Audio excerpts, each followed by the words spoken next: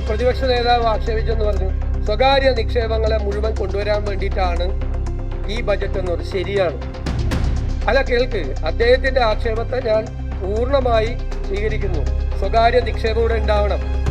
ഈ 87,000 കോടി രൂപയുടെ കടവും ഇപ്പൊ കൊടുക്കേണ്ട ബാധ്യതയും 5 ലക്ഷം കോടി രൂപയുടെ കടവുള്ള ഒരു സംസ്ഥാനത്തിന് ഏത് കാര്യമാണ് ഒരു സെക്ടറിൽ, പബ്ലിക് സെക്ടറിൽ തുടങ്ങാൻ പറ്റുന്നത്? ഇവിടെ ഇൻവെസ്റ്റ്മെന്റ് വേണ്ടേ? ഇവിടെ മത്സരിക്കുകയാണ് സംസ്ഥാനങ്ങൾ, ഇന്ത്യയിലെ സംസ്ഥാനങ്ങൾ. ഓരോ ഇൻവെസ്റ്ററേയും കൊണ്ടുപോകുന്നതിന് വേണ്ടി തമിഴ്നാടും കർണാടകയും മഹാരാഷ്ട്രയും തെലുങ്കാനയും ആന്ധ്രയും ഹരിയാനയും എല്ലാവരും മത്സരിക്കുകയാണ്.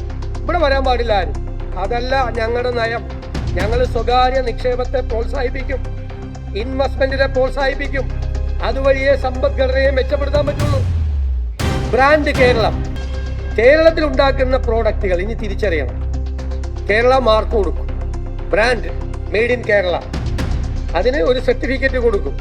ആ സർട്ടിഫിക്കറ്റ് കൊടുത്ത് കേരള ബ്രാൻഡ് എന്ന് പറയുന്ന നമ്മുടെ ഇവിടെ ഉൽപ്പാദിപ്പിക്കുന്ന മുഴുവൻ സാധനങ്ങളും നല്ല രീതിയിൽ ക്വാളിറ്റിയുള്ള സാധനങ്ങൾക്ക് ആ ക്വാളിറ്റി പരിശോധിച്ച് സർട്ടിഫിക്കറ്റ് കൊടുത്ത് കേരളത്തിൽ ഉൽപ്പാദിപ്പിക്കുന്ന ഉൽപ്പന്നങ്ങൾക്ക് വലിയ മാർക്കറ്റ് ഉണ്ടാക്കാനുള്ള ഒരു വലിയ സ്റ്റെപ്പാണ്.